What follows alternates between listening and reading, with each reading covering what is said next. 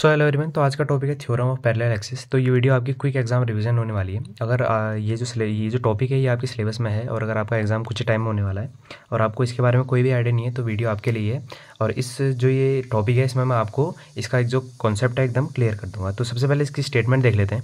Moment of inertia of a body about an axis parallel to axis passing through its centre of mass is equal to the sum of its axis which passing through centre of mass and product of mass with square of distance. तो अब यहाँ पे parallel axis theorem के जो अपनी statement है उसको यहाँ पे डायग्राम के साथ समझ लेते हैं। ठीक है, ये उसी का डायग्राम है, इसको आपको एग्जाम में बना के आना पड़ेगा।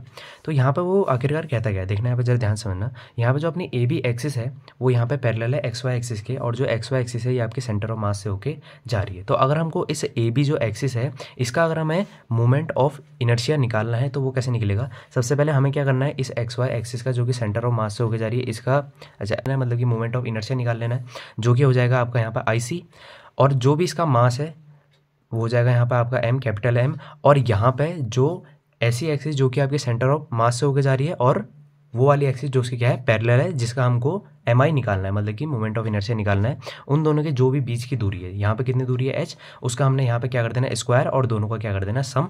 तो हमें इस ए बी एक्सिस के जो कि एक्स है उसके क्या है पैरेलल है, उसका हमको यहाँ पे क्या मिल जाएगा मोमेंट ऑफ इनर्शिया। यही कहती है आपकी थ्योरम ऑफ पैरेलल एक्सिस। ठीक है, तो अब जो यहाँ पे फॉर्मूला है इसे हमें क्या करना पड़ेगा, डिराइव भी करना पड़ेगा। ये आपके क्वेश्चन जो है वो एग्जाम में आता है, तो चलो इसको फटाफट अब डिराइव भी कर लेते हैं। पहले यहाँ पे आपको कुछ लैंग्वेज लिखनी पड़ेगी। Let H be the perpendicular distance between parallel axis. ठीक है, तो वही वो यहाँ पे कह रहा है जो मैंने आपको यहाँ पे डायग्राम दिखाया था। यहाँ से जो आपकी क्या है ए बी एक्सिस और जो आपकी है एक्स वाई एक्सिस, इन दोनों के जो बीच की दूरी है वो कितनी हो जाएगी H। ठीक है, उसके बाद for MI of A B let us divide body into large number of small elements, consider one such element of mass M at point P है perpendicular distance R from A B axis. ठीक है, तो वही वहाँ पे कह रहा है कि यहाँ पर हमने क्या ले लिया, यहाँ पर हमने एक P पॉइंट कंसीडर कर लिया है, जो कि यहाँ पर हम इसका मानेंगे कि यहाँ पे क्या है इसका सेंटर ऑफ मास, और फिर वहाँ से जो आपकी एक्स वाई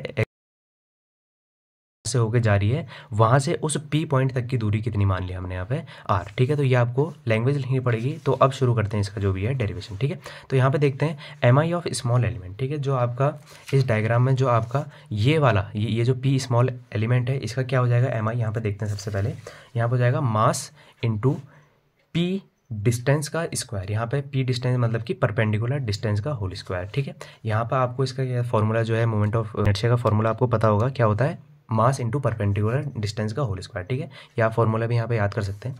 तो यहाँ पे क्या हो जाएगा M इंटू PD का होल स्क्वायर। यहाँ पर अगर आप ध्यान से देखें तो यहाँ पे M तो क्या है इसका मास है, और P और D यहाँ से लेके यहाँ तक की दूरी जो है उसका क्या हो जाएगा होल स्क्वायर। अच्छा, तो फिर अब यहाँ पे देखते हैं M, अच्छा मास तो M हो जाएगा इंटू R प्लस H का होल स्क्वायर। अब यहाँ पे कैसा है, यहाँ पे फिर से डायग्राम में देखते हैं।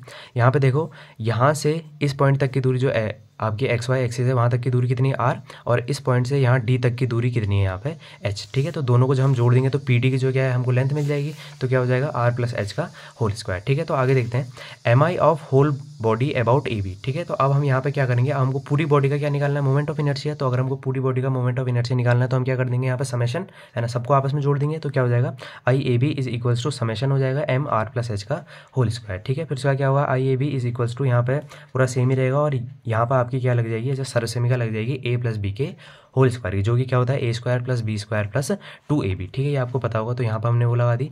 उसके बाद क्या होगा, ये जो है सिग्मा M इसकी सबके साथ अंदर क्या कर देंगे मल्टीप्लाई कर देंगे। तो क्या हो जाएगा इसकी मल्टीप्लाई इसके साथ, तो यहाँ पे ये चीज़ आ जाएगी सिग्मा MR स्क्वायर, इसकी मल्टीप्लाई इसके साथ तो सिग्मा MH स्क्वायर, इसकी मल्टीप्लाई इसके साथ तो क्या हो जाएगा सिग्मा 2M RH। ठीक है, यहाँ तक आपको समझ में आ गया होगा। आगे देखते हैं अब क्या होगा। देखो ये जो आपका MR स्क्वायर है, यहाँ पे अगर हम डायग्राम में देंगे तो M इसका क्या है इस एक्सिस का मास, और यहाँ पे यहाँ से यहाँ तक की जो दूरी है वो क्या है R।